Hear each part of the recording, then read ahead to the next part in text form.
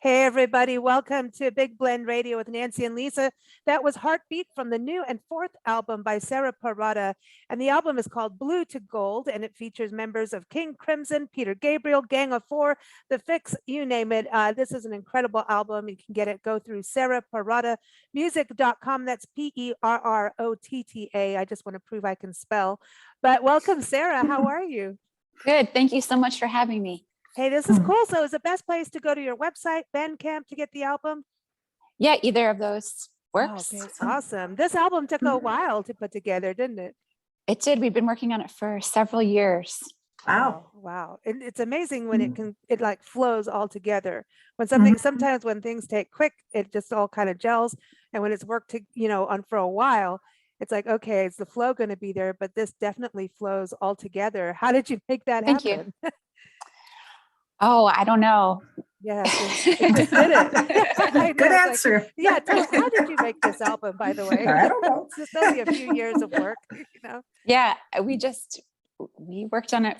I mean, it's hard to put it into a few words because we really spent so much time on the sonics and all the songs, and each of the songs is so different. So it took some time also to decide the order of the songs and how they would flow, because we worked so focused on each of them for such a long period of time, and they all have their own personality. So yeah, it's hard to do an album, and know what the order is. It's like it's like a permanent set list that goes out there. It's true. But yeah, it's interesting because of the sonic part, like you were talking about that. It's really got this, I would say embryonic and at the same time very dreamy. So to me, it should almost have like its own movie with it. Yeah, I feel like it's very cinematic also. We have strings and so many amazing musicians that came on, and it really does have that feeling of a movie, I think, too. So you wrote everything on piano? Yeah. Yep. Nancy, you were going to say something? Sorry, I interrupted. I'm good at that. No, that's okay. Even though we can see each other, sort of. I feel like you'd sit out on the deck and watch nature while you listen to music. It seems to flow like that to me. Yeah. Yeah. The dynamics of nature. Mhm. Does nature Mhm. inspire you at all? Oh, definitely. So I live in the Hudson Valley, which is such a beautiful place, and we're surrounded by the Catskill Mountains and Hudson River and the Shawangunk Mountains. And Wow. I used to be a forest ranger, Oh, no way. Oh, and cool. for a land preserve. And I love being outside. I definitely get inspiration from being outside in nature. Oh, that shows. That Yeah, does show. yeah, That definitely. shows up Because, in the music. yeah, because there's a dynamic to nature, even though it's kind of Mhm. interesting when you think of all the ecosystems that are out there, and then all of a sudden these birds are going, then this one starts, but there is a dynamic to it, even though it's like animal traffic and bird traffic. It's true. It's true. Sometimes I just listen to the sounds of nature, and there is an orchestration of it. And sometimes I think it would be really cool to sample some of those sounds and base a piece of music off of that. I'm totally into that. With us going around and documenting Mhm. parks and public land, like that's, we're always out in nature, and we're hearing things like sometimes you will hear like a gazillion cicadas just go off, like a Oh, that's so cool. crazy symphony that is just, I think Frank Zappa would dig that. Right. We could Yeah, it's sample true. that, and I'm like, okay, you've got to record that. But then what am I going to do with it?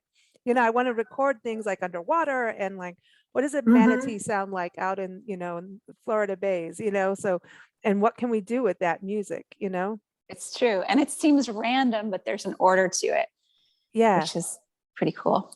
That, and so, and then you've got, we're going to play Spectrum of Color too. And so Blue to Gold, I love the title because it just goes, it shows that cold to warm, but how they're also connected in the, the color wheel. Nancy, I know, Spectrum of Colors, Nancy, that's her. She's a painter. And so I think it's interesting that you do that because music has color too. So Yes. when you're putting your songs together, do you see color when you're recording and playing? I think when I'm writing, I am really visual. I think visually when I'm writing my lyrics. And for me, Blue to Gold meant something that was like a hardship, like having the blues, and then using that feeling to turn it into art and turn it into something that's valuable and precious. Yeah, and warm. Yeah. You have to go through the chart to get to the warm side. Right. Yeah, and they're on the opposite side of the color wheel too. Oh, cool. We get to be bipolar. You have Blue to Gold on your. I didn't even realize you have a Blue to Gold backdrop. It's sky to land or land to sky. Oh yeah, there it is. Oh, so you're playing the horizon line. Yeah, that's the gray area. You have to go through the gray area to get to the other side. It's cool. Right. That's cool. So when you're putting these together, did you think of this as an album, or were these individual songs and going, okay, we'll put it into an album?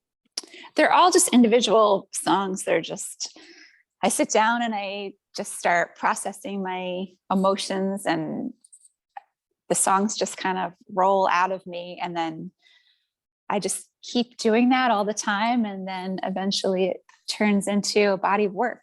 Oh, very cool. And you started recording this with Jerry Marotta. Tell us about your relationship with him, because you've known him for quite a while now.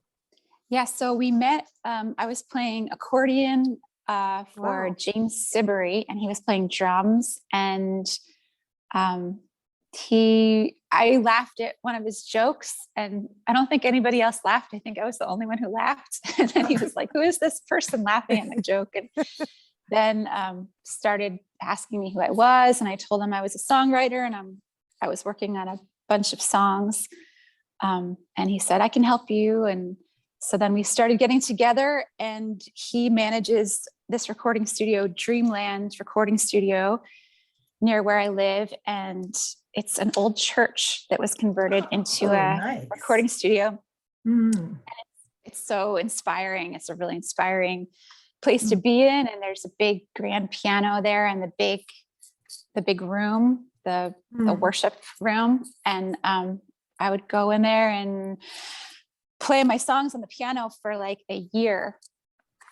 and he would just listen to them, and he would be busy with many other projects going on tour. So he would just, it would be kind of like every month or every couple of months we would get together, and I would just play him some of my songs, and he was getting ideas for how to produce the record. So that took like a good year of just getting together with him and just playing him different songs that I had. And then eventually we started recording, and we just kind of we wouldn't get together every day. We would get together like every month or sometimes every couple of months, which was hard for me because I was so excited about the project. Right. So I would get so amped up and excited, like, we're going to go in and work on this. And then we would work on it for like a day or two, and we would make so much headway, but then we wouldn't work on it again for like another month or so. So that's it was hard. a little challenging to like, because it's like, oh, I'm working on this. It's so exciting. And then I would just have to wait until we would get to work on it again.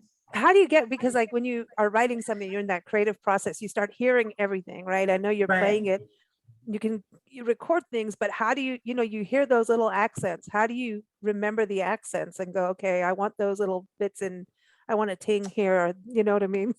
Well, for me, a ting or a tang, for me, it's not, I don't think, for me, every time I play the song, actually, I'm playing it from a new moment. So I feel like I kind of interpret my songs every time I'm playing them. I'm not just going through the motions. I'm trying to put the present moment into whatever I'm doing. So it's always changing. And Gerry, I mean, he was looking at it from another perspective, and he's also a drummer. So I feel like he put a lot of rhythmic motifs into the production, and he would listen, and then he would say like, okay, we're going to try this. And then he would do the drums, or we had string players come in. And so he was kind of overseeing the sonics, and then I would agree or disagree with what he was suggesting. You've got some amazing people on the album too. Tell us about getting together with them. Are they people Gerry knows? Yeah, so Tony Levin played on two of my other records. So this is the third record that Tony's played on. So I've known him for a while, and he's also one of Gerry's best friends, and has played with Gerry since the earth started cooling. They always say. Okay. So Tony was a natural choice because he's amazing, and because he's worked with me before and worked with Gerry for so long. Sara Lee was another bass player who is my neighbor. She was my neighbor, and she became a really good friend of ours. I had opened for her and Gail Ann Dorsey, who is another amazing bass player, years ago. And then we realized that we lived right down the street from each other. Wow, so, which was up in the mountains, like in the middle of nowhere. So it was like, yay, we have a neighbor, and let's jam. Yeah. So she would come over, and we'd play music together and have dinner, and we just became really close friends. And she also has history with Gerry too. They played with the Indigo Girls, and I think Ani DeFranco. Oh, wow. So it's interesting how, I guess, living in one place, you just end up meeting people who everybody's connected in different ways. Yeah, the Hudson Valley, I've always heard, is kind of like a creative hub. So it must be a nature. lot of, yeah, I guess so. It's beautiful here, and there's a great community of musicians and artists, and that's fun. Nice. It's a good place to be. Yeah, because then if you want to go to New York City, you're not that far away either. It's true. It's true. I'm playing the Bitter End on Wednesday. Oh, sweet. So you're out touring. So you're going to be touring with the album at all, or? I'm touring with the album a bit here in the Northeast. It's kind of a tricky time to tour with the pandemic. We're planning a tour through Europe in the spring. So hopefully the pandemic continues to diminish and we can do that. Yeah. I want a baseball bat for the pandemic. I know. I'm just so tired, and I'm tired of everybody arguing. Just get over it. Just stop it now. Just Yeah. let's get rid of this thing. So have you I toured know. Europe before? When I was a teenager, I toured with a choir through Europe, but I haven't toured with my own music. I've never toured in Europe with my own music, so I'm really excited to do that. Oh, that's going to be Hmm, cool. That's fun. And there's something about Americans going over to Europe and performing that they really appreciate it, you know? Yeah. It's a Yeah, I think, and I love the fact that where you were recording, that the studio is even called Dreamland. I mean, that's just Mhm. right there. You're just like, okay, now I want to record, you know. It's true. But going from an old church, and you think about some of the, the venues in Europe have those ancient. There's churches, ancient, some of our blues friends. I've looked at the places that they've performed in, and there are these old churches and cathedrals. I'm like, Hmm. you're playing that kind of hardcore Chicago style blues in a church. This is cool Yeah. in Europe, So the venues, you've got to be a little excited about the actual venues themselves. Yeah, I'm excited about it. Actually, the tour I did when I was a teenager was through the cathedrals in Europe. It was Wow. through, like, we sang in St. Mark's Cathedral in Venice and La Oh. Sacré-Cœur in Paris, and some of Mm. these just amazing architectural wonders. Wow. How cool. But this time, we're still booking the venues, but I think there'll be some festivals and some clubs. I'm not sure if we're going to play cathedrals, but that could be cool too. Hey, Mhm. I don't know. I think it's just so ancient. Europe is just so ancient, and there's something true. that when you in ancient places that you can you feel it, and I think it'll affect music. And I think with your music and this album, it'll have like an extra layer to it, just performing there. Like you're It's saying, you like true. to be in that moment. It's going to be a little different because Yeah, there's a I feel little ethereal vibe going through your music. yeah. Mhm. I'm so inspired when I go to Europe. I love the culture there, and I love the history, and my ancestors are European. So I feel like I'm going back to my homeland. Cool. So singing, that's something you've always been doing, playing piano. I was reading that your family's in music as well. Yeah, I have my aunt who lives in Oregon. She's a folk musician. But my whole family, my grandfather taught all of his 9 children how to play guitar and piano and sing in harmony. So when I was growing up, music was a really big part of our language with each other. Oh, And everybody would sing, and everybody would just get together and play music all the time. And I was immediately entranced by music and just knew right away that it's something I wanted to do my whole life. It keeps family drama down. I think so. Yeah. Maybe. It seems like it. The most part. Most Yeah. of the time. My family's pretty, I mean, we have our drama, but we're pretty laid back, and everybody really gets along, and everybody enjoys being with each other and sharing Yeah. music together. So, And do your children enjoy music too? yeah, my son is a drummer, and he's Cool. My children won't really let me teach them piano. I've taught music for a long time also, and they won't really let me teach them. It's like Nancy couldn't teach me how to drive. I'm not It didn't gonna work. say it Somebody else had to do it. And, Yeah. I think it has to do with other attributes that are passed down from parents to children, like do your own thing, stubbornness.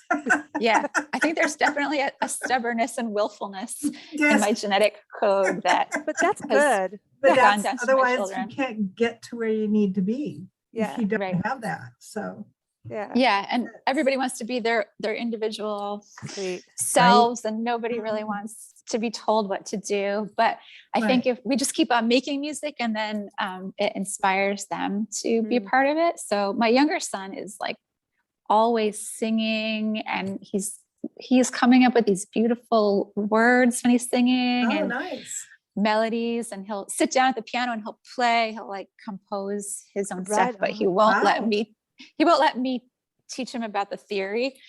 He just wants to play his own thing, which is cool. So I decided not to interfere and just to like support it. Wow, You'll that's figure a it out. wild. Yeah, but it's cool that he's figure it out. composing. Did you compose early on too? Do you remember going, Yeah. okay, I'm playing somebody else's music, but this is mine? I remember like I would take music lessons, and I was supposed to do all this homework every week, and I would do a little bit of it, and then I would just play and make up my Well, own this stuff sounds for like familiar, doesn't it? Yes. Well, I'm just saying, I think maybe your son's kind of like that too. I think so. Yeah, I got Mm. I got in trouble at singing class. Don't do this. Don't add syncopation. Don't add that. And I'm Oh, like, yeah. the way you Don't. want me to sing it is so boring. But You Yeah. when got to you, add this. I wanted to add rock and roll to everything. yeah, Right. but you were in a choir. Yeah, and I thought that There's a needed point to to be jazzed. that. It needed to be jazzed up. Yeah. Or I don't- improvisation. I mean, I think you're using the other part of your brain. You're using the creative part of your brain when you are making up your own music. And it's like you're making up your own language. You're taking all of this Mhm. information that's in the world, and then you're speaking from yourself, and it's authentic. And I think Yeah. it's important. Oh my gosh, it Hmm. is. If we don't have it in the world, then Well, the world otherwise would suck. everybody would sound the same, mm. Right. you know, It's true. which would be pretty boring, actually. So, But Yeah. even I wonder about, like, going back to nature, and you've got the song Wilderness in there too. It's actually one of my Mhm. Uh-huh. favorites as well. And Spectrum Uh-huh. of Color. Mhm. As soon as I heard that, I was like, ooh, that's my favorite. But I wonder about, like, animals and birds, if they they know, okay, here's my sound, this is my communication, but do they know about music? Do they go, okay, I'm creating this song to attract this lover bird over here, if they're Mhm. creating their own unique little tune? Do you know what I mean? I don't know. Because they do little dances for, to attract mates. So Right. little I dances. I know, I need to go get a degree in bird music or something. I think they try to be louder and they try to be bigger and louder than the opponent. Right. So that, yeah, that's I kind think of it's a nature thing. Maybe it's more simple for animals. I'm not sure, but Well, it's a I mating feel like thing. as humans, we're different. We're stranger than the animals. I know, I was going to say, we're a little crazy. You're composing for a totally different reason. You're composing through creativity to get a message across, where animals are like, hey, baby, come on over here. I mean, it's all about mating. Well, I think we do that too. But, Yeah. But then we're more elaborate. Oh, well, this is interesting when you bring that up too, Nancy, about, we're trying to get this message through.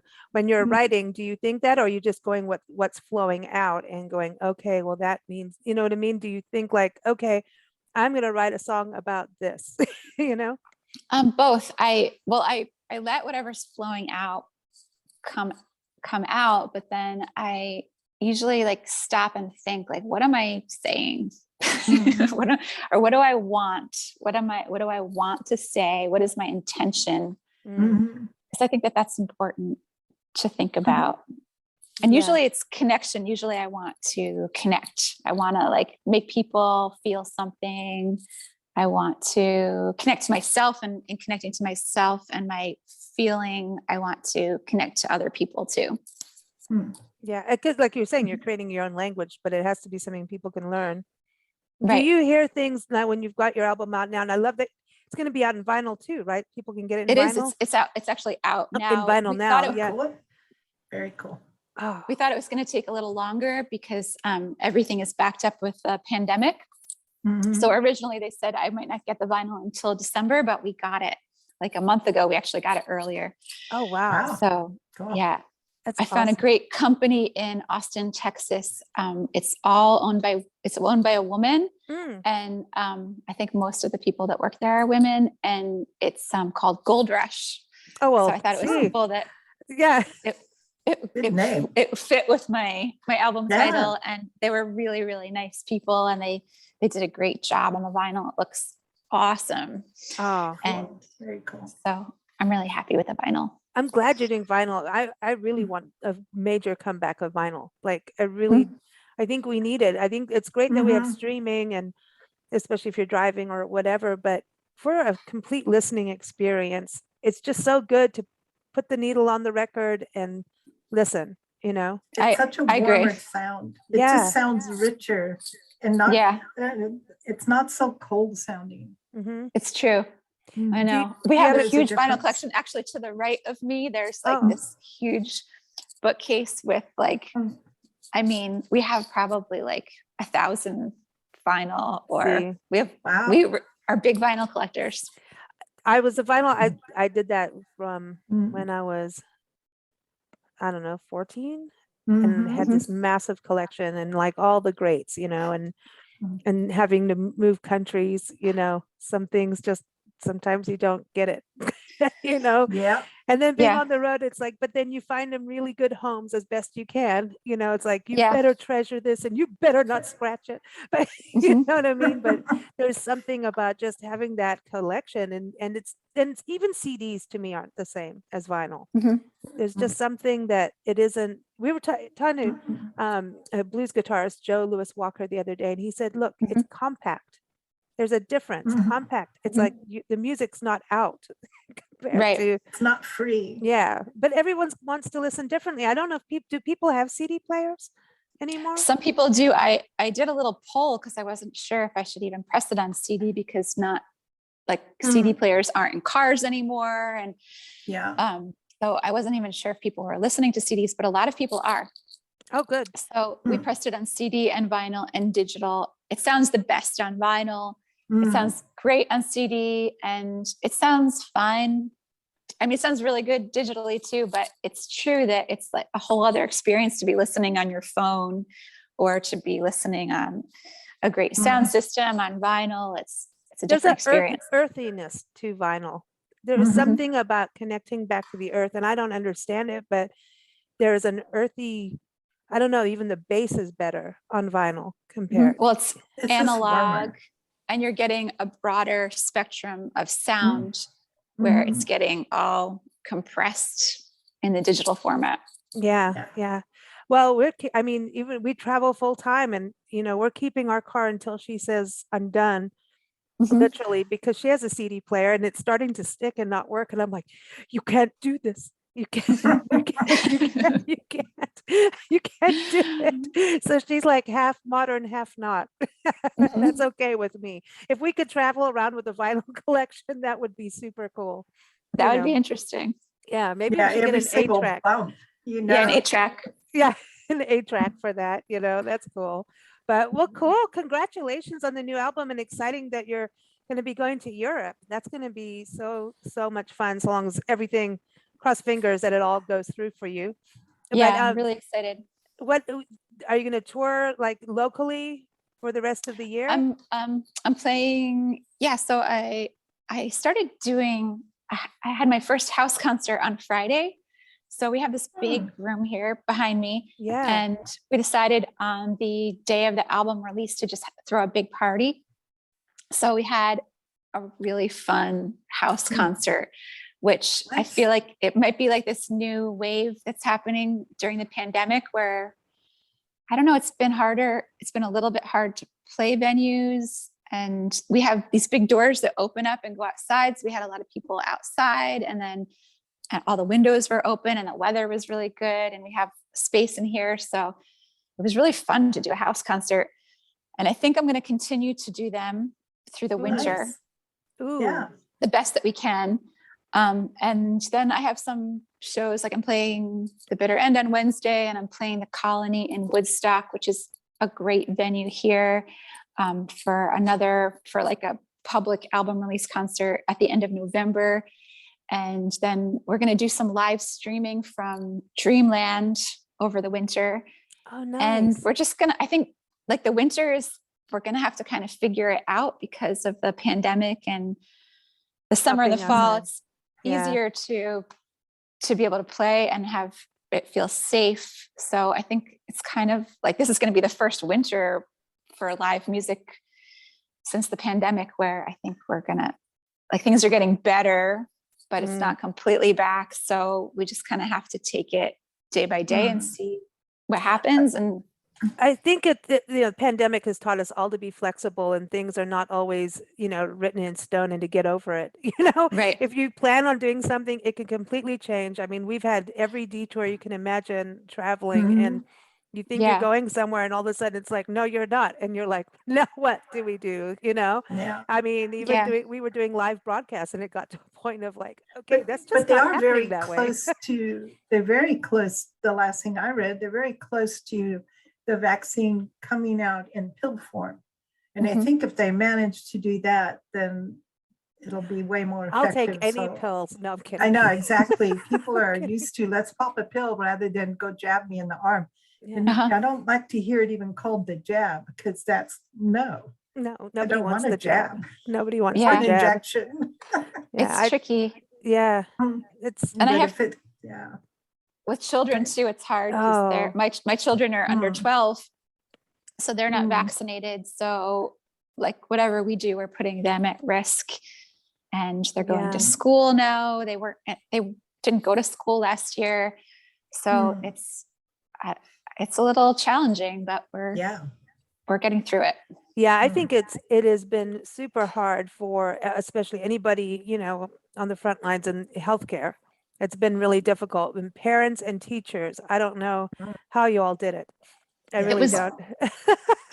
It was really hard. Also, my younger son, he was in first grade when the pandemic started. So he was Wow. like learning how to read. And so pretty much his whole year of second grade, I was his teacher.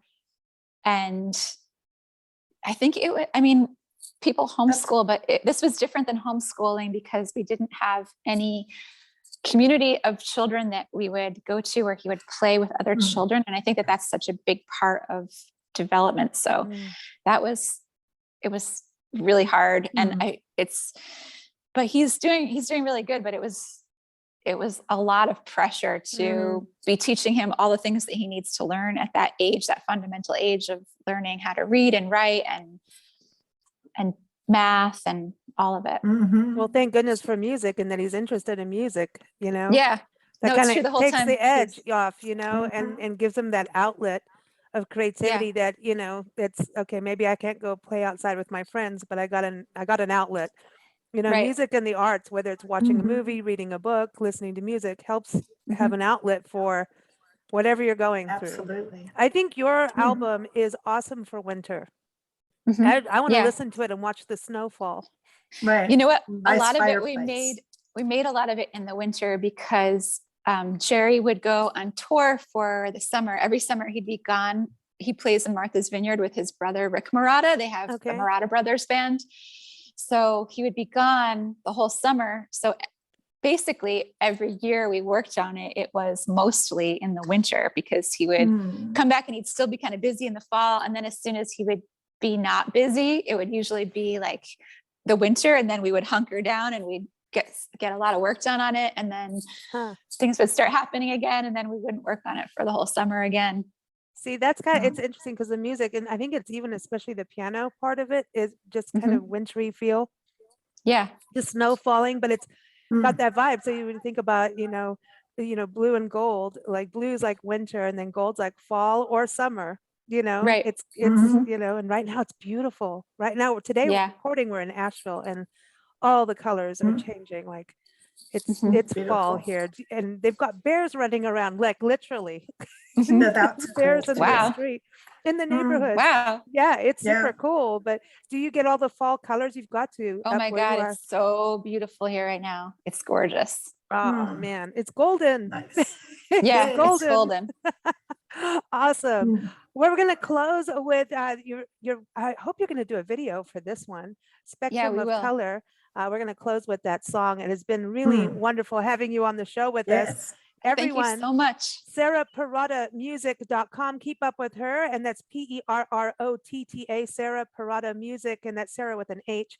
Also on Bandcamp, go to her website to keep up with all of her travels and performances, whether they're streaming from Dreamland. I want to see that. I want to watch the streaming from Dreamland. Mhm. That just sounds so cool and magical. Mhm. Also, we want to thank our sponsor for today's show, which is the National Parks Arts Foundation. They really rock for authors, musicians, filmmakers, artists. What they do is you can go and apply to be an artist in residence for a month in a national park unit like Hawaii Volcanoes National Park, Chaco Canyon up in northern New Mexico, your own private island and dry tortugas in the Keys of Florida. So check it out at nationalparksartsfoundation.org. And of course, we air our show Monday through Friday on bigblendradio.com. Thanks so much, Sarah. Thanks, Thank you Sarah. so much. Living in a spectrum of color.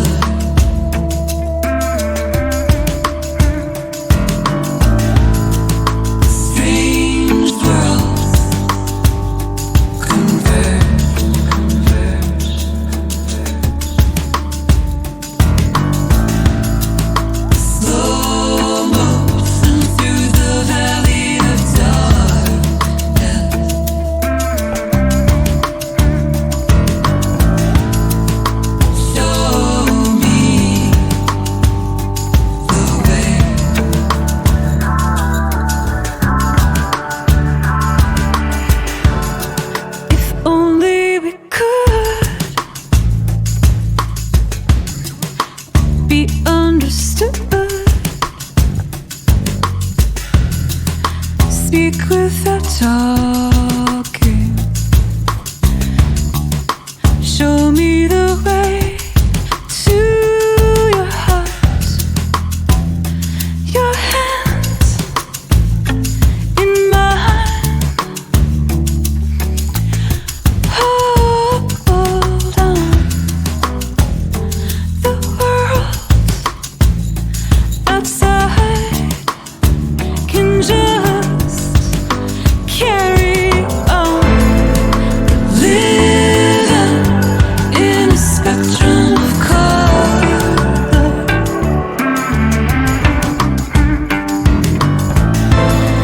Strange worlds converge.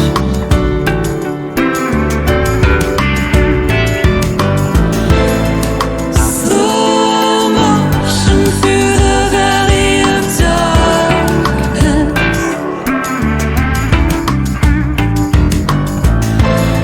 You show me the way.